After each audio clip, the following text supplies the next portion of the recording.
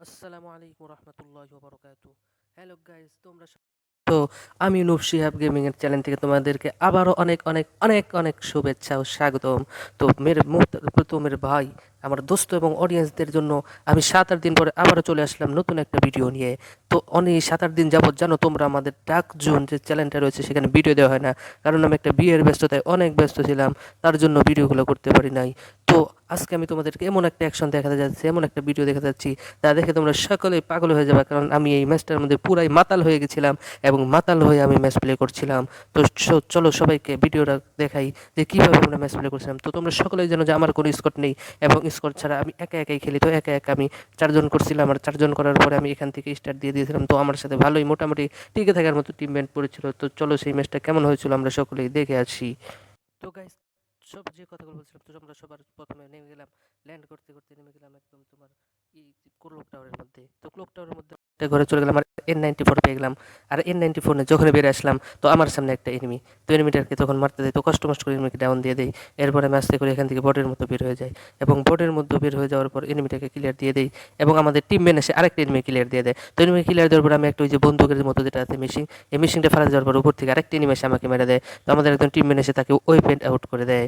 তো এরপর থেকে শুরু হবে 1 নম্বর ফাটাফাটি। তো আমাকে আস্তে করে এখানে নামিয়ে দেওয়ার পরে আমরা এখান থেকে চলে আসি পুচুন করতে। আমি তো মরে গেছিলাম, মরে যাওয়ার পরে আমার টিমমেটগুলো আমাকে রিভাইভ দেয়। তো এখান থেকে পুচুন করতে এসে দেখিতে মেরে দেয়। তো হিট লিস্টের বিষয়ে ধাওয়া করতে করতে যখন আমরা এখানে চলে আসি, তো হিট লিস্ট আসার পরে দেখো কি হয়, হিট লিস্ট এসে আমাদের টিমমেটকে অলরেডি মেরে দেয়। তো এই যে দেখা যায় স্ক্যানার ফাটানোর পরে এখানে একটা টিমকে দেখা যায়। তো আমাদের প্লেয়ার যখন ডাচ দিতে যায়, তো তাকে একটা টিম, আমিও তাকে ফুটুস করে মেরে দিই, এবং মেরে দেওয়ার পরে সামনে একটা বল ফেলে যখন আমাদের টিমমেটকে রিভাইভ দিয়ে দেয়। তো রিভাইভ দেওয়ার পরে আমি এই প্লেয়ারটাকে যখন কনফার্ম করি, তো দূর থেকে স্কেলার মেরে দেয়। তো স্কেলার মেরে দেওয়ার পরে আমাদের প্লেয়ার মোটামুটি একটা ডাউন। তো ডাউন হওয়ার পরে আমি আরেকটাকে ডাউন করতে একদম ক্লিয়ার করে দিই, এবং আমাদের প্লেয়ারকে আমি অলরেডি বাঁচাতে যাই, কিন্তু তার আগেই রাইফেল ক্যারেক্টার থাকার কারণে সে মরে যায়। তো মরে যাওয়ার পরে তাকে চটপট নামিয়ে দেয়। তো নামিয়ে দেওয়ার পরে কি হয় চলো আমরা সেটাও দেখবো।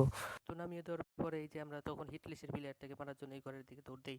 উপরে মূলত একটা এনিমি ছিল, তো আমরা সবাই দৌড় দেই, এবং এখানে আসার পর দেখি এনিমি ওখানে বসে আছে। তো এনিমিকে আমি এখান থেকে ফুল ড্যামেজ দিয়ে দিই, এবং ফুল ড্যামেজ দেওয়ার পর আমাদের প্লেয়ার একটা মারার পরে তাহলে এনিমিটা মরে যায়। এবং এনিমিটা মরে যাওয়ার পর দেখো আমি এখান থেকে হালকা পাতলা লুট নিই, এবং লুট নেওয়ার পর আবার এই ঘর থেকে বের হই। বের হয়ে সামনের দিকে যখন চলে যাই, একটা দৌড় দিয়ে সামনের দিকে যাওয়ার পরে সামনে যখন ওই লোটিস ল্যাম্প, যেটা আমাদের নতুন গেমের মধ্যে এসেছে, এবং লোটিস ল্যাম্পের কাছে আমি চলে যাই। এখান থেকে আমি গ্রোজা নিয়ে নেব।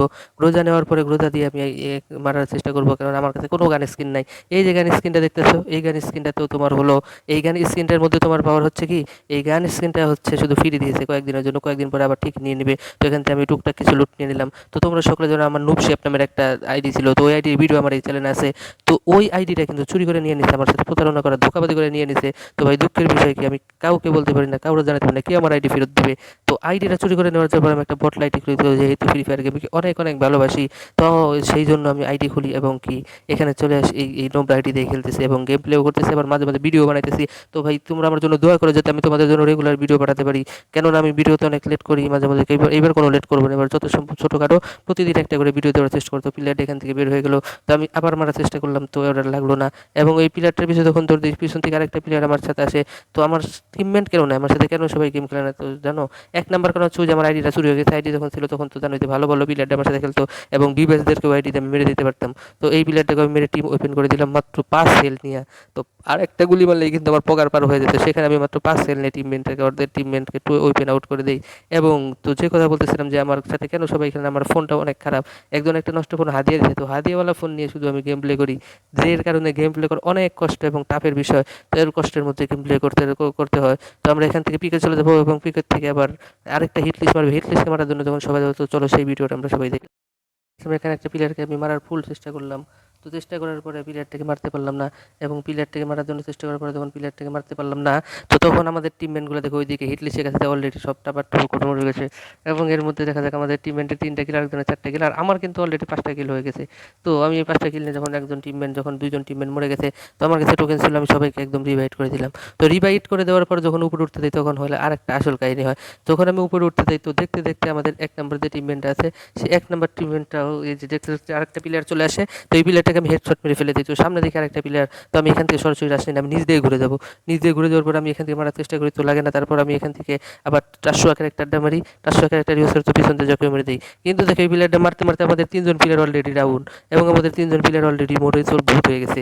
তো আমি এখান থেকে গ্রোথা এক্সট্রা নিয়ে নেই, তো এখানে আসার পর গ্রোথা এক্সট্রা নিয়ে নেই, এবং আমি এখানে একটা ল্যান্ডমাইন ফেলতাম, সেই ল্যান্ডমাইন 111 ড্যামেজ খায়। তো এখান থেকে আমি লুট করতে করতে গ্রোথা এক্সট্রা নিতে নিতে আমাদের সব প্লেয়ার মরে ভূত হয়ে গেছে।